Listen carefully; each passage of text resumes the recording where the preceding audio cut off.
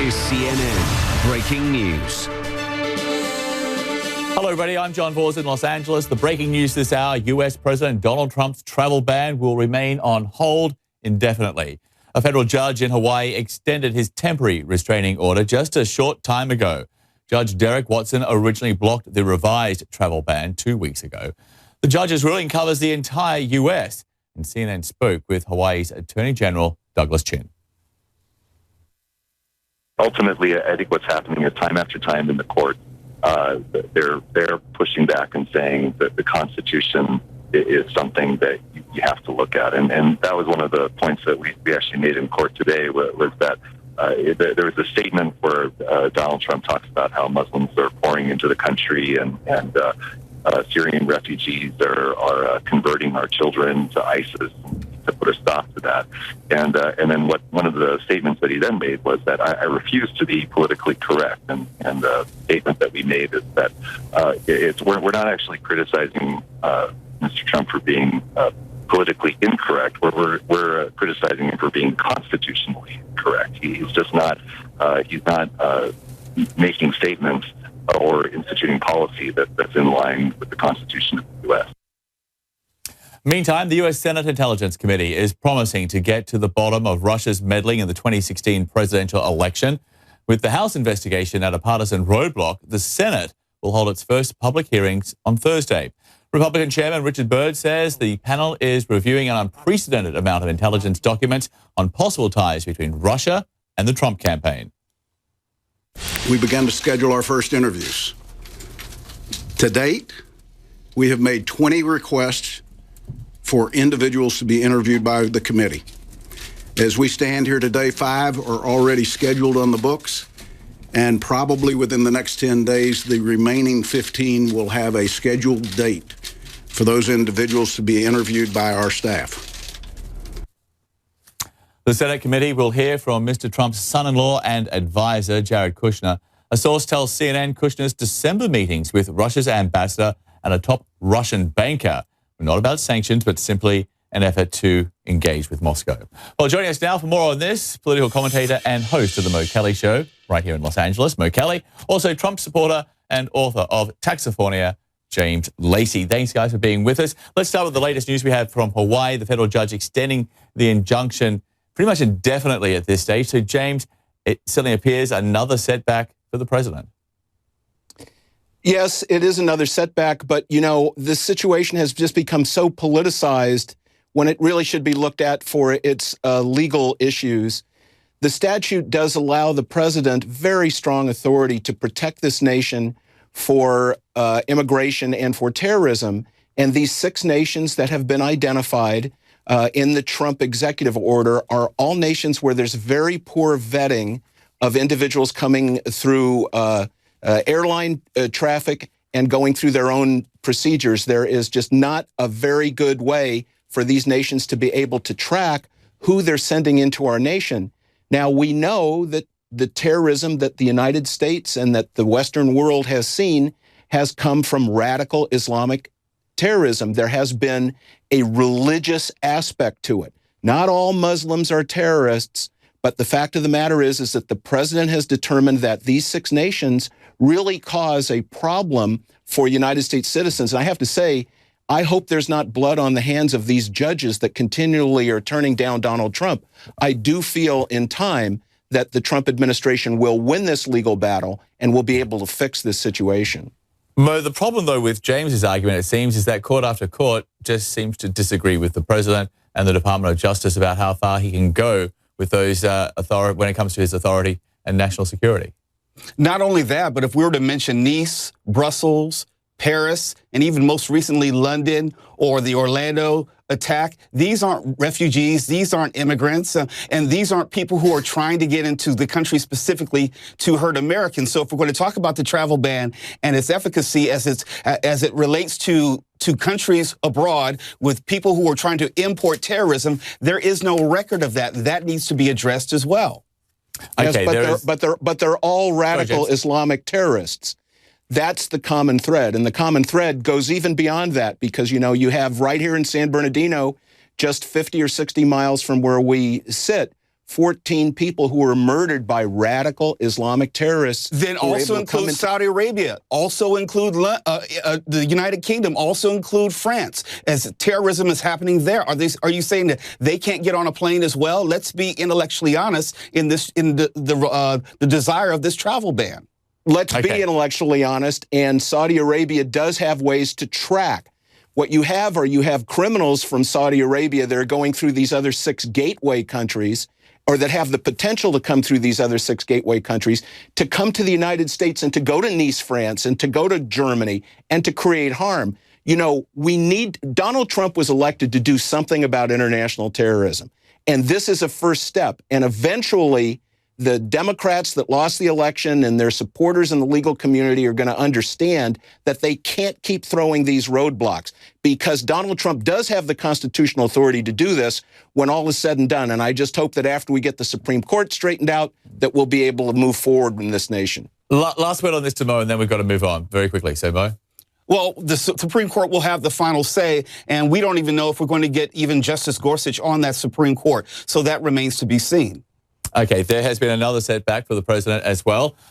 This is about the investigation into the Trump's campaign as alleged ties to Russia. Now, on Tuesday, the White House spokesman, Sean Spicer, he was very definitive. He said anybody who has been briefed has reached the same conclusion, that there is no connection between the president or the staff and with Russia. The chairman of the Senate Intelligence Committee, though, disagreed. Listen to this. We would be crazy to try to draw conclusions from where we are in the investigation. I think Mark and I have committed to let this process go through before we form any opinions. And I would hope that that's what you would like us to do. So, James, with the words there from the chairman of the Senate Intelligence Committee, how did Spicer get this so wrong?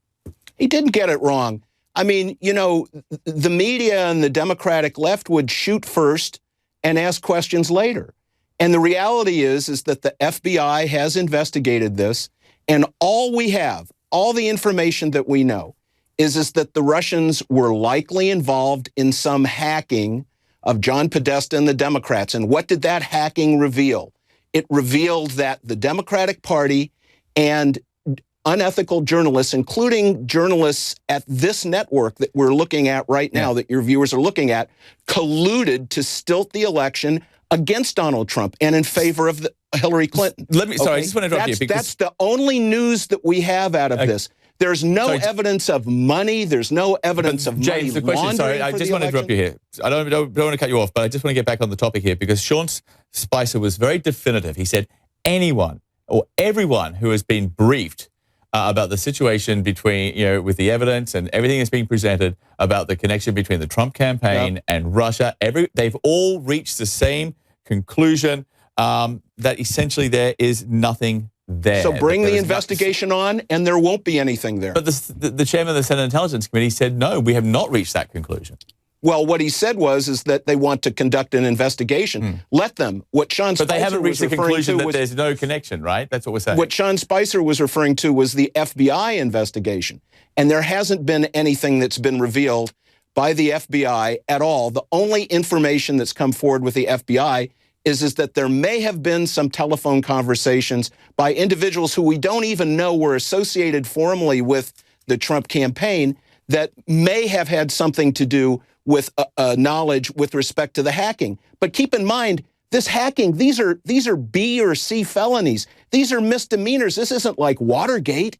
This isn't like where there were break-ins, where there was breaking and entry, where there was cover-up. There's no evidence at all of any cover-up on the part of Donald Trump as president or the Trump administration in the transition phase. All this is wishful thinking by people who lost the election, because it's true, Mo. But you just said you want to have the investigation seen to its conclusion. So how can you come to that conclusion? James let them investigate. Let them investigate. But you're giving us but there isn't anything there because the FBI has said there isn't anything there. No, they said they're still investigating. This is all political. What you miss on this, what you miss on this is it's all political. It's all to take down Donald Trump's popularity. It's all to try and keep Trump kind of like Ben Ghazi, for as long as possible Hillary's for emails, accomplishing. right? Well, Hillary's emails were illegal. Those were illegal. That's true. And But as that you wasn't the noticed, there was conclusion no they came to. special investigator for that, was there? Okay. Wait a minute, you can't have it both ways. You can't have it both ways. That's my point. No one can have it both ways. You've got to make a call. Okay, look, it seems, though, that one thing we can agree on is that, the Senate committee wanted to send a clear message here that they are above politics. They try to distance themselves from the White House. They wanted to make sure that they were as different in their approach to the House Intelligence Committee as possible, it seems. Mo, can they continue to do this?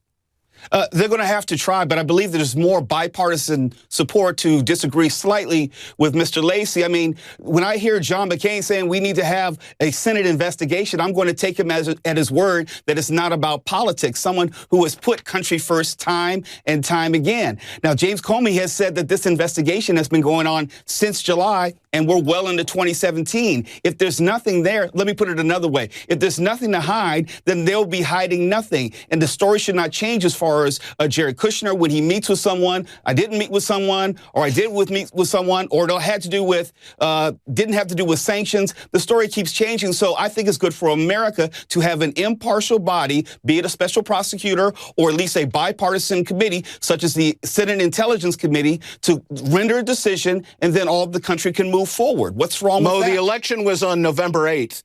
Kirshner's meeting with the Russians was in December, right? It wasn't on November 7th. It wasn't on I'm not August talking about 8th. hacking. It could have to do Kirshner with met emoluments. in December.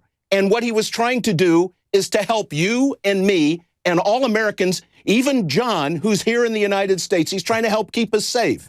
And there's nothing wrong with trying to make contacts with the Russian government. Wouldn't it be wonderful if the United States could actually If you lie about it, yes, there is. Foreign policy with the Russians? There's no lying about it. Let's move on to the That's what House the Intelligence investigation's Committee, for. because they are in disarray right now. Some Republicans are joining Democrats, questioning the credibility of the chairman of the House Intelligence Committee, Devin Nunes. The chairman is going to have to find a way to lift this cloud. Otherwise, we're going to need someone else to preside over this. I think we really do need someone else to preside over this if we're going to do this credibly. James, I mean, is it possible for Nunes at this stage to lift that cloud? I mean, I'm imagining that you see this as purely politics right now. And if the Democrats succeed in having Nunes removed, then they'll just go after another target. Yeah, I mean, let's step back and look at what Nunes did. Nunes got information from someone in the intelligence community. Big deal that he got it at the old executive office building. That's a government office, and that's where there would be a safe room and where he could get it. So he got that information. And it was important to him because he saw that Americans who had nothing to do with foreign intelligence were surveilled by the intelligence community, and what they said was distributed widely within the intelligence community. Now, that's like Edward Snowden. That's like a big brother. That's like the government. It's an example of the government surveilling people it shouldn't be surveilling on. So what did he do? When he had the information, the first thing that he did was he informed Speaker Ryan. After he informed Speaker Ryan, he called the director of the CIA. At that point, he went to go see the President of the United States. Now, the President of the United States is responsible for enforcing not only our intelligence laws, but enforcing laws that protect the privacy rights of individuals all across America. That's information that he should have had, that it shouldn't have been shielded from him because of politics. So I think that what Devin Nunes did was absolutely correct. And I think that this is more falderall. It's more politics from the Democrats to try and, hurt the Trump administration. Sure. Mo, before you respond, because there is the criticism of Nunes is that he didn't get the information that he revealed from the White House. He got it while he was at the White House, and there's this continual question for the administration here: who actually signed Nunes into the White House complex? Because that could clear up a lot of this confusion. And it seems right now, at least all of this week so far, Sean Spicer is stonewalling on that. Listen to him at the White House briefing. I have asked some preliminary questions. I have not gotten answers yet. I'm just asking you about something you told us. No, I said I would look into it. Are you going to continue to look into it? I will. I will look into it, and whether or not... You live up to that obligation. No, I will. But the obligation is I said I would look into it, and I would continue to do that. So, Mo, why the delay here from the White House? Why not just reveal this information, which, from my understanding, is pretty easy to get hold of? Well, I think Mr. Lacy had it right. It has to do with politics. We have Nunes, who is heading up an investigation which is connected to the president, and at the same time, he's conferring with the president. Whether it has to do with a Russia investigation, for me, is neither here nor there. He had a responsibility to at least respond to the fellow members of the committee, and at least appear above board. A person of innocent mind acts accordingly. And Nunes was not acting as a person who was acting impartial and on behalf of American citizens. And it was President Reagan who said, trust but verify, which is a translation of an old Russian proverb. I would like to trust this committee. I would like to trust all the proceedings, but let's verify that they're actually telling us the truth. I mean, James, if there isn't something, nefarious going on here right now, the actions of the White House and the actions of Nunes, to some degree, is at least adding to the perception, don't you think? Well, I mean, I thought that it was nefarious that Hillary Clinton accepted millions and millions of dollars from the Saudi government to give speeches before she ran for president, and that didn't seem to get investigated. The Benghazi situation. But listen, but what's sauce for the goose is sauce for the gander. No, right. I think that this Nunes thing is trumped up. He has a responsibility as the head of the intelligence community to do what he thinks is right for the American people. And that includes working with the White House to protect the American people. I think it's awful. And I think that the point that's really being missed is that citizens who should not have been surveilled had their discussions on the telephone not only recorded, but widely disseminated in the intelligence community when they had no foreign intelligence value. That's wrong. And I think that that's the big upshot out of everything that Devin Nunes has been working on. And frankly, I think that he's doing a favor to America by taking that information to the president and having it highlighted right now in the press. Mo, there's a theory out there. But he hasn't revealed it. He hasn't revealed the information that he has. No, I was just going to say there's a theory out there that, Devin Nunes thinks he might actually be trying to help the president, but in some ways he could be doing more harm than good. Yeah, I believe he's doing more harm than good because at this point, our president, like him or loathe him, he has a problem with believability. And those people who are closest to him have an issue of believability. This is the same president who said he's not trying to get any type of security clearance for his children. And what do we know? That Ivanka Trump today is now named as a special assistant to the president. Her qualifications, I'm not exactly sure. But it's important for me to be able to believe the president. Well, she has wonderful qualifications. She's a professional woman. She's done a great deal of good in the business world, and she wants to do good for our nation. What you're also missing is the fact that there was a Fox News poll that came out today that said that the majority of Americans want to see these Democrats work with Donald Trump. Even in California, where Hillary Clinton won by 30 points, a poll came out, UC Berkeley, day before yesterday, that said 53% of Californians want the Democrats to work with Donald Trump. I think that it's time that Nancy Pelosi and Schumer get the message to get off of this stuff and to move forward with what's important: tax reform, getting the Gorsuch nomination dealt with, making certain that Obamacare is reformed one way or another. These are the things that Americans care about, but it seems that people just want to, just wail away about this Russian thing. And I got to tell you, there's nothing there. There just is nothing there. Well, of substance. That's what.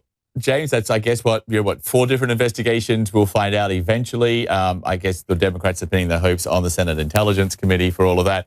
We shall leave it there. We appreciate you both being with us, Mo Kelly and James Lacy. Thank you.